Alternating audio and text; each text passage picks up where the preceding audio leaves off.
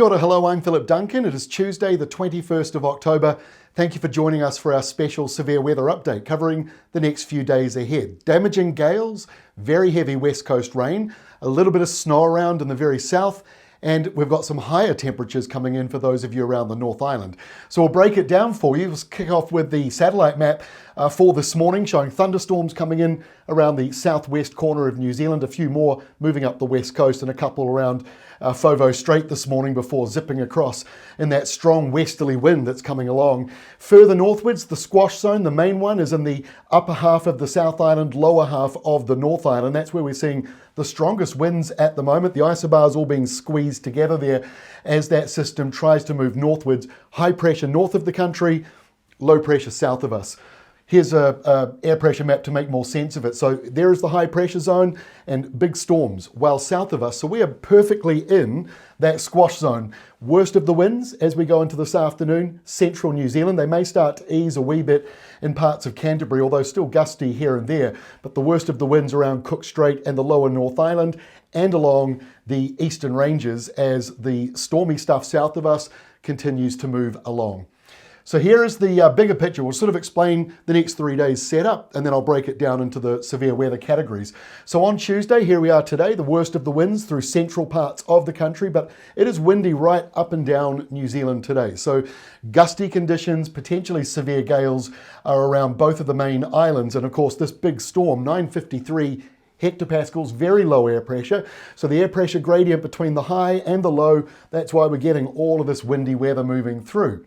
On Wednesday, it's still windy, but not as windy. And some good news for those of you in Southland, your temperatures lift up as your airflow comes out of Australia, the tropical boundary here pushing out of New South Wales. And while it doesn't reach New Zealand, the warmth will, and you'll feel the temperatures going up on Wednesday. We've got the temperature maps a little bit later on in this broadcast. So some wet weather along the western side of New Zealand, a few showers for the North Island, most of that wet weather in the South Island's west coast, and then dry for many other places.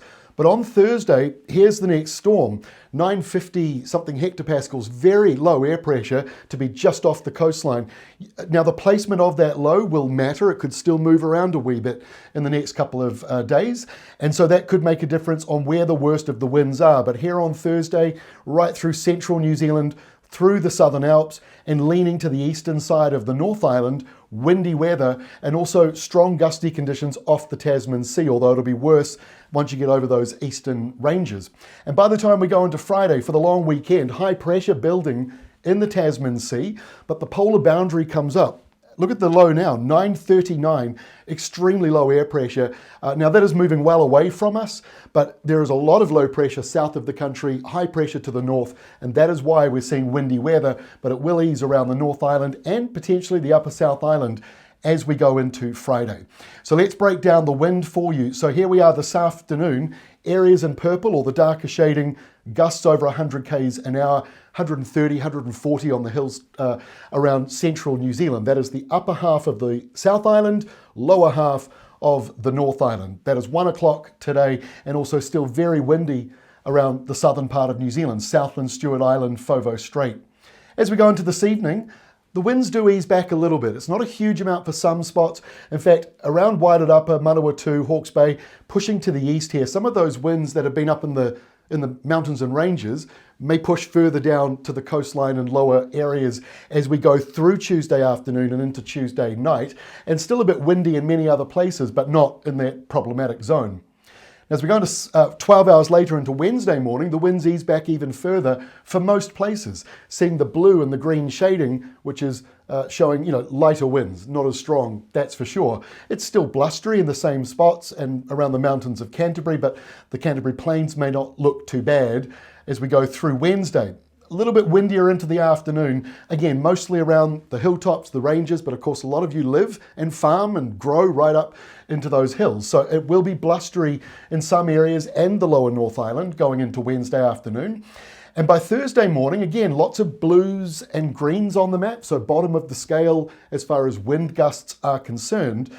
But this is the line here through the Southern Alps that we want to monitor very closely, because there is another surge coming through here on Thursday. And as we go towards sunrise on Thursday morning, those winds are really going to ramp up, and they'll start in the mountains. Nor'westers coming over the Southern Alps.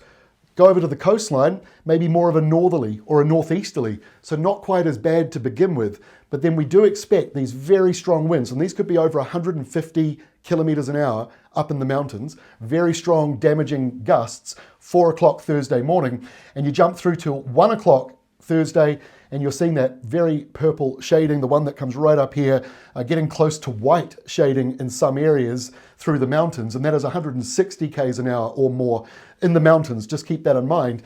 But it will then push right out to the coastline. So it blows that kind of north to northeasterly away, and the nor'wester really sets in as we go through Thursday. So we expect damaging gusts to start in the mountains and then push to the coastline and move northwards as we go into the afternoon. So we'll start to notice those winds in the lower North Island, even right up around Gisborne, Tairāwhiti, and even up towards East Cape, getting those gustier conditions coming through. And by 7 o'clock Thursday evening, perhaps those winds showing some signs of easing back as the bulk of the energy moves out now east of the country. It is still windy, but hopefully those highest levels do start to ease. So here's an animation, timestamp is here, from 1 o'clock today through to 1 o'clock Friday morning, so 1 p.m. this afternoon. And you see the winds ease back here as we go through Wednesday, apart from the mountains here and there, but it's as we go through into Thursday, that's when you'll start to see the windy weather coming out from the Tasman, really pushing up through the South Island and into the lower North Island, and then it eases back a bit as we go further into Friday. So quite a few moving parts, but a number of areas getting very repetitive weather for the next couple of days.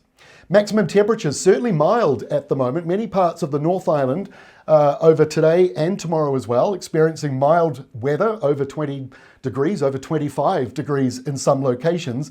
And the temperatures do lift up a little bit in the lower South Island where it's been kind of miserable, but there is a change coming through here. Look at Thursday, some parts getting closer to 30 degrees around Northland, maybe Auckland, also around the eastern side. May not just be in Hawke's Bay, it could go further along that eastern coastline. Also pretty warm, Marlborough, Nelson, Canterbury, and even down here around coastal parts of Otago, getting close to Southland. But as we go into Friday, kind of a cooler breeze blows through. Still warm around much of the North Island and even the northeastern corner of the South Island, but there is a temperature drop coming at the end of the week. So here is the rainfall next 4 days. Most of it's over on the west coast, well over 200-300 millimetres expected, especially in the southern half. But the pink-purple shading you see at the bottom of the scale. So eastern areas and sort of eastern parts of Northland, Coromandel may not see very much wet weather. Southland, however, you might still get another 30-40 millimetres coming through for you. And the 7-day rainfall map, over 400 millimetres coming for parts of the west coast. But again, the eastern side, very little rain, although it's worth pointing out that because there is so much heavy rain in the mountains here, that's going to spill over into the waterways, the rivers of Canterbury, for example. So while you might not have a lot of rain above you, it could still affect the waterways around you or going through your farm or property. Before I go, a couple of things to promote. Alert.info, they're a small business just like us. We love to promote them. They have all the weather watches, the weather warnings, the police updates, the fire service, power outages, everything can be found at alert.info. And also, of course, the official warnings from the New Zealand government via MetService. You can find those on our free app and website, and of course, metservice.com as well. Keep up to date with this. This map may well have changed by the time you look at it, but there are wind warnings, rain warnings, and even a touch of snow in the Alpine passes. So quite a lot going on over the next 48 hours or so. Thanks very much for joining me. We've got a Labour weekend forecast also out today, so keep up to date with that one. Otherwise, I'll see you again tomorrow, Wednesday.